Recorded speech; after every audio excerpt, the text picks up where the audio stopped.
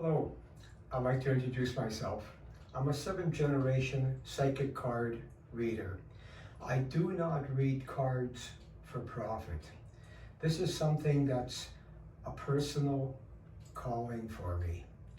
My knowledge of cards has been something that's been passed down from generation to generation, not something I've read in a book. Now, if you were to look for a tarot deck, there are so many different pictures of cards that you could spend days and still not see them all. It's very hard finding cards that speak to you. So I've decided to make my own, without taking away from the traditional cultural symbols of the cards. I've changed the look to the way that I perceive it.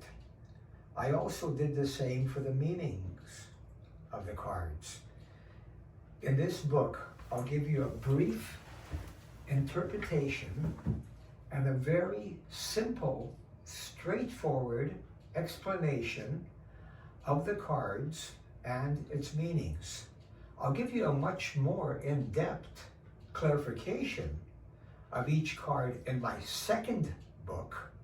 There, I'll go into a much more elaborate detail of why I made the cards the way I did, and the hidden meanings that I've placed in every picture, and more of an insight of how to do a reading.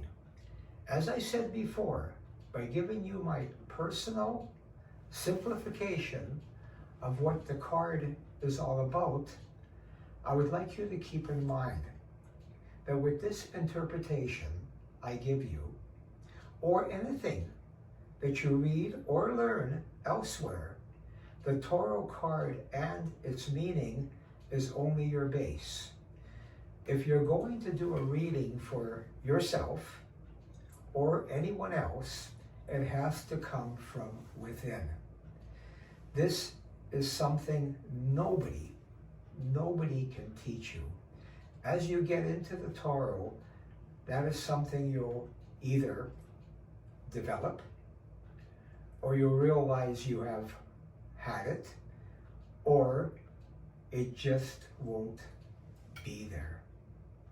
Each week, I'll review one card, commencing with the number 0, progressing through all 78 cards.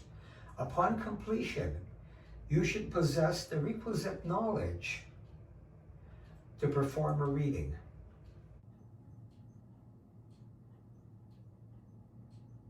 Before I delve into the card, I would like to briefly express my thoughts.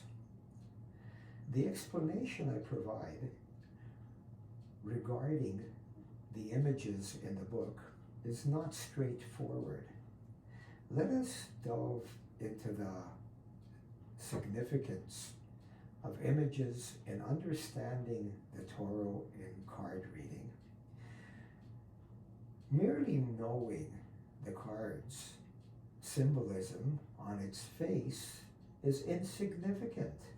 Instead, it is crucial to interpret the card's meanings in its entirety, as if it were a person narrating a story. By explaining the card's imagery and its corresponding meanings, when it appears upright or reversed, along with the surrounding cards in the reading sequence, one can achieve a more accurate interpretation.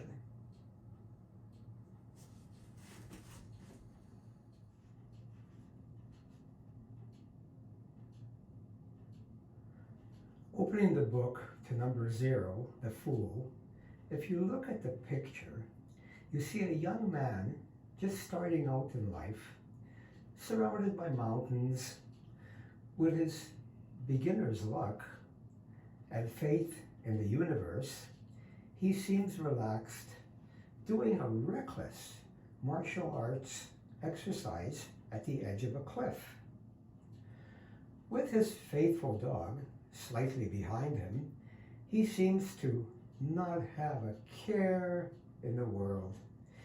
He's about to enter the supreme adventures of passing through the gates of experience to reach divine wisdom, and neither him nor his dog seem to sense there's any danger. Standing at the edge like they are, most dogs would be too terrified to follow their master to the edge of a cliff. So, is it innocent? Or just trusting your instincts? Or do they both know something we don't? Every man must journey forward and choose between good and evil. If he has no philosophy, he is the fool. Now, if you're reading this card right side up, it usually represents new experience, new beginnings. You should think very carefully on the decisions you make. When this card appears, it is very, very important not to jump into anything quickly. Think first. Reversed, choices made are likely to be faulty. Next week, we'll be looking at the number 1, the Magician. Good day, good afternoon, good evening, stay safe, and God bless. See you next week.